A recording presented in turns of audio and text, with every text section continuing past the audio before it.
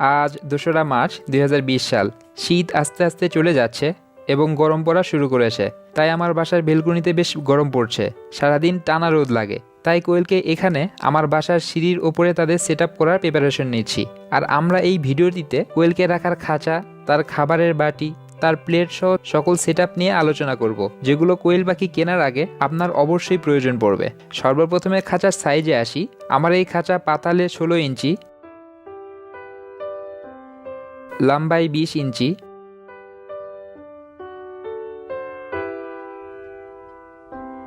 এবং উচ্চতায় 16 ইঞ্চি মাপের। এখানে সর্বোচ্চ 5টি কোয়েল রাখা যেতে পারে, বাট আপনি চাইলে 10টিও রাখতে পারেন, সম্পূর্ণ আপনার ব্যাপার। বাট 5টি কোয়েল রাখাই সর্বাধিক উত্তম। তারপর আসি প্লেটের দিকে। এখানে 2টো প্লেট দেখতে পাচ্ছেন। কিছুক্ষণ আগেই আমি এটিকে ডিটারজেন্টের পানি দিয়ে পরিষ্কার করে রেখেছি। এটি সারাদিনে শুকোবে।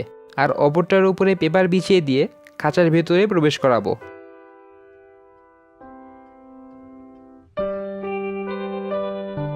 এভাবে প্রতিদিন একটা পরিষ্কার করি এবং অপরটা ইউজ করি। এতে টয়লেটের গন্ধ কম হয় এবং পাখিরাও বেশ হাইজেনিক থাকতে পারে। তারপর এই যে দেখতে পাচ্ছেন, এটি হলো খাবার দেওয়ার বাটি। এটির দুই পাশে আমি ছোট ছোট হোল করেছি। লোহা জাতীয় কিছু গরম করে বাটিতে ঠেকালেই এমন গর্ত সহজেই হয়ে যাবে।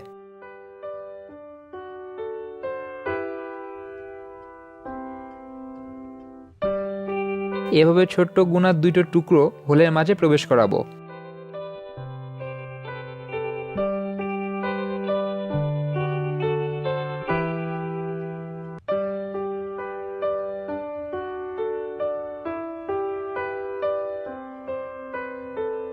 তারপর খাঁচার সাথে ভালো করে বেঁধে দিব, যাতে করে বাটিটি মুভ না করতে পারে।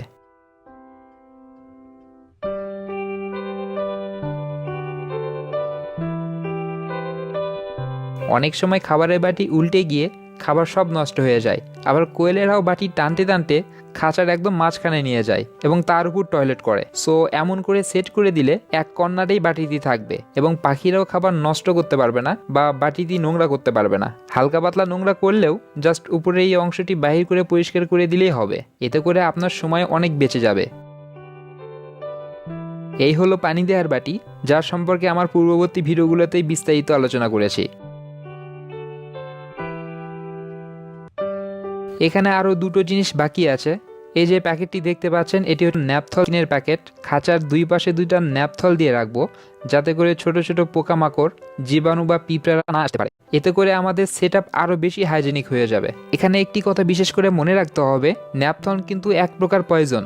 এটি খাঁচার মাঝে দেওয়া যাবে না। খাঁচার বাইরে এমনভাবে দিয়ে রাখতে হবে যাতে পাখিদের নাগালের বাইরে থাকে।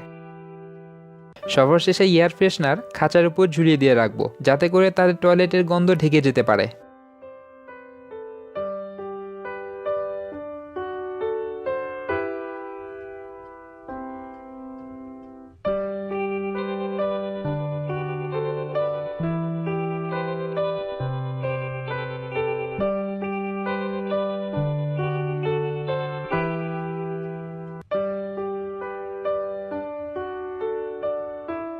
এটার ছিদ্র কিন্তু বেশ কয়েকটা। সো টেপ পেঁচিয়ে সবগুলো ছিদ্র বন্ধ করে দিতে হবে, নয়তো তাড়াতাড়ি শেষ হয়ে যাবে। আর জাস্ট একটি ছিদ্র খোলা রাখবো। যদি হোল বন্ধ না করেন তাহলে 30 দিনের আগেই শেষ হয়ে যাবে।